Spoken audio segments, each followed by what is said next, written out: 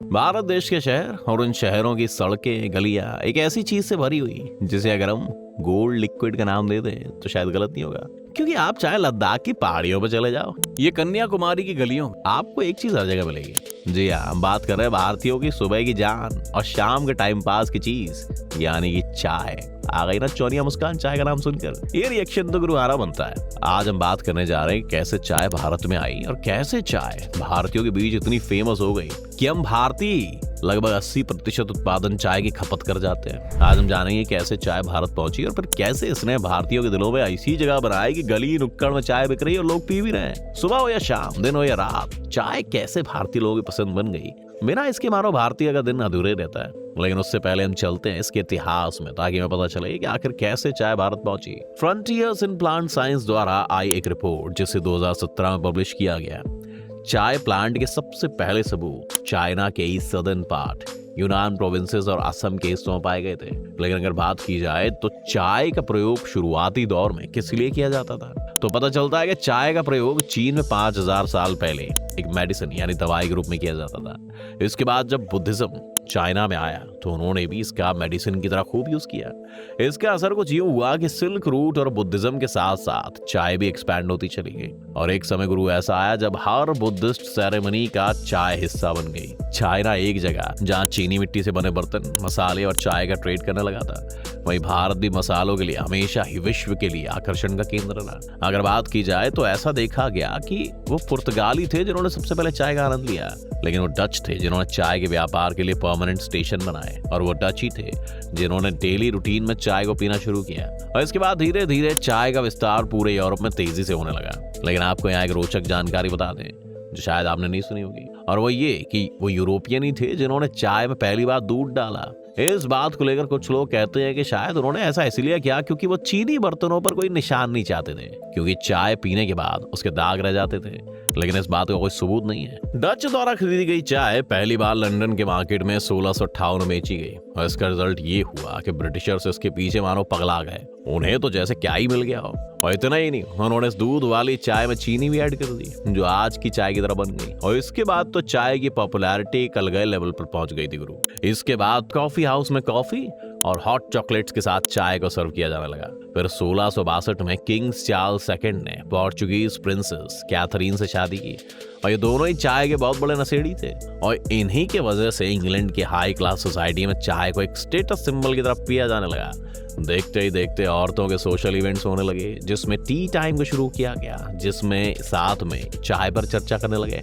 जी हाँ भाई, चर्चा जो आजकल मोदी जी करते हैं। दिनों दिन चाय की बढ़ती पॉपुलैरिटी और तेजी से बढ़ते यूजेज ने ब्रिटिशर्स को इसके व्यापार की तरफ खींचा। लेकिन उस टाइम व्यापार समुद्र के रास्ते से किया जा सकता था, और उस टाइम समुद्र का राजा था डच। इसीलिए ब्रिटिशर्स को चाइना में डायरेक्ट अपने स्टेशन बनाने का मौका नहीं मिला। लेकिन ब्रिटिशर्स के पास स्टेशन बनाने का एक सबसे बेहतरीन विकल्प था। जी हाँ, सही सोच रहे हैं आप, हमारा प्यारा भारत, जिसके बाद चाय की कहानी भारत के रास्ते चल पड़ी। अंग्रेजों के क्राउन ने डिसाइड किया कि वो भारत के बड़े बड़े मर्चेंट्स को एक काम सौंपेंगे, और हुआ भी।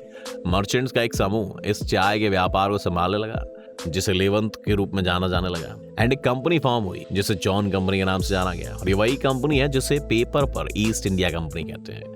लेकिन धीरे धीरे ईस्ट इंडिया कंपनी ने अपनी पकड़ हर दिशा में मजबूत की, और वो जो चाहते थे उसे हासिल कर चुके थे।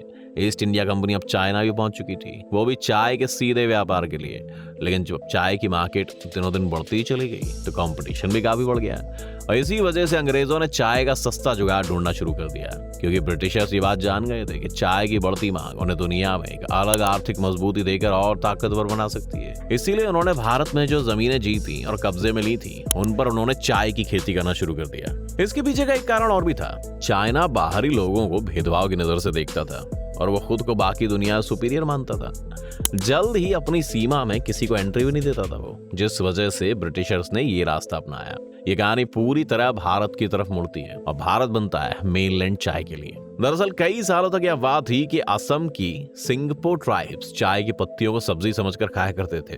इसके बाद 1823 में मेजर रॉबर्ट उस एरिया को एक्सप्लोर करने गए, तो उन्होंने पाया कि जो अफवाह थी वो दरअसल एक सच है। क्योंकि जो लोग सच में चाय की पत्तियों को सब्जी अचार समझकर खाया करते थे, बाद में असम की चाय पत्तियों को जब कोलकाता रिसर्च के लिए भेजा गया तो पाया गया कि ये चाइना में पाई जाने वाली चाय से अलग है, जिसकी वजह से इसे चाय में गिनना शायद गलत होगा। अब हम आपको एक बार फिर वीडियो में थोड़ा पीछे लेकर चलते हैं, याद दिलाते हैं कि ब्रिटिशर्स चाय के लिए सिर्फ चाइना पर ही डिपेंडेंट थे और वो एक समय में चाय व्यापार के लिए सिल्वर पे काम करने लगे थे, और इतना कि अंग्रेजों के पास सिल्वर की कमी हो गई थी।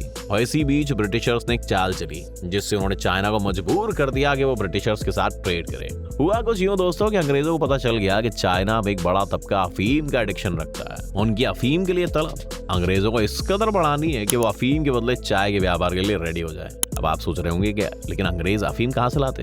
तो दोस्तों अंग्रेजों ने उसके लिए भारत को ही चुना और बंगाल में मनमाने ढंग से अफीम की खेती भारतीयों से करवाई। और देखते देखते चाइना को अंग्रेजों ने इतना मजबूर कर दिया कि ओपियम वॉर भी हुआ, जिसकी चर्चा हम आपसे किसी और वीडियो में जरूर करेंगे। अब अंग्रेजों ने चाय की मोनोपोली के लिए इंडिया में एक इंडिया टी कमेटी बनाई जो इंडिया में चाय की खेती से लेकर उसकी गुणवत्ता की देखरेख करेगी। लेकिन ये कमेटी कुछ खास नहीं कर पाई। ऐसा इसलिए हुआ क्योंकि वो चाइना से चाय तो ले आए, लेकिन ना उसकी किसी तरह से तकनीक और ना ही कोई स्पेशलिस्ट लाए जो बता पाता कि असली गलती आखिर हो क्या रही है। ये ठीक वैसा ही था कि चोर ने चोरी तो कर ली लेकिन तिजोरी नहीं मिली। लेकिन तिजोरी की खोज में एक 1848 में रॉबर्ट फॉर्च्यून चाइना गए और वो इस तिजोरी के लिए सही चाबियां भी ढूंढ लाए। वो चाइना से चाय के अच्छे बीज, तकनीक और इन तकनीकों का सही इस्तेमाल करने वाले 80 चाइनीज टी स्पेशलिस्ट भी ले आए जो भारत में चाय बागानों में काम करने लगे। भारत में सबसे पहले इन सभी को असम और दार्जिलिंग में चाय की खेती के लिए रखा गया, लेकिन सिर्फ दार्जिलिंग में ही वो कामयाबी हासिल हुई जो अंग्रेज चाहते थे, क्योंकि दार्जिलिंग में high altitude and low temperature था जो कि चाय की खेती को सपोर्ट कर पाया। लेकिन असम बुरी तरह से फेल हो गया। लेकिन अंग्रेज जिद्दी थे, उन्होंने असम पर अपना ध्यान दिया और असम में उगने वाली चाय की किस्म में सुधार के लिए जी जान लगा दी और आखिरकार उन्हें सफलता मिल गई। और फिर धीरे धीरे नीलगिरी और कांगड़ा में भी इसकी खेती की जाने लगी। और अब अंग्रेज चाय के लिए चीन पर निर्भर नहीं थे। इस बात का अंदाजा आप इसी बात से लगा सकते हैं कि 1900 में 75 मिलियन किलोग्राम चाय भारत से इंग्लैंड निर्यात की गई और चाइना का चाय बाजार 90% से 5% पर सिकुड़ गया। इस तरह से 20वीं शताब्दी में चाय ने धीरे धीरे अपनी पकड़ भारतीयों के दिलों में बनानी शुरू कर दी। शुरुआती समय में जहां एक तरफ चाय को इंडियन हाई सोसाइटी के लोगों के लिए परोसा जाता था, लेकिन वहीं 1920 आते आते चाय को जन आंदोलनों, सभाओं और घरों में प्रयोग किया जाने लगा। एक समय तो यह भी था कि चाय को स्वदेशी मूवमेंट से जोड़ लिया गया था। चाय को आजादी से पहले इस तरह परोसा जाता था कि उस समय किसी ने यह बयान तक दे दिया था कि this is the nation which can unite over a cup of T. और शायद मोदी जी भी इस बात को जानते थे, इसीलिए उन्होंने भी चाय पर चर्चा करने को एक बेहतरीन विकल्प की तरह प्रयोग में लिया। इतना ही नहीं, चाय की रेसिपी पर पर्चे छपवा कर ये बाजारों में चाय के पैकेट के साथ दी जाने लगी ताकि जिसे नहीं भी बनानी आती वो भी इस चाय का आनंद ले सके।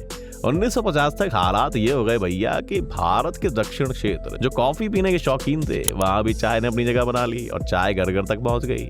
20वीं शताब्दी के खत्म होते होते चाय भारत की सुबह की जान तो थी, लेकिन इसी चाय ने भारत को आर्थिक मजबूती भी दी जो उसने एक वक्त पर अंग्रेजों को दी थी चाय व्यापार पर मोनोपोली बनाने के लिए। भारत चाय की सबसे बड़ी इंडस्ट्रीज में से एक बन चुका था और यहाँ तक कि फॉरेन एक्सचेंज अर्नर के रूप में देखा जाने लगा था। आपको जानकर बिल्कुल हैरानी नहीं होगी कि भारत चाइना के बाद चाय उगाने वाला दूसरा सबसे बड़ा देश है। और न केवल उगाने के मामले में बल्कि पीने के मामले में भारत पीछे नहीं है। आज चाय के हाल ये है कि सुबह का नाश्ता बिना चाय के अधूरा है, दोस्तों की मीटिंग चाय के बिना अधूरी है, रिश्तेदारों का मिलना जुलना चाय के बिना अधूरा है। यानी छोटी से छोटी मीटिंग हो या बड़ी से बड़ी रिश्तेदारी, एक कप की चाय के बिना सब अधूरा है। उम्मीद करते हैं कि चीन से लेकर आपको कब तक पहुंचने वाली इस चाय की लंबी यात्रा जरूर पसंद आई होगी।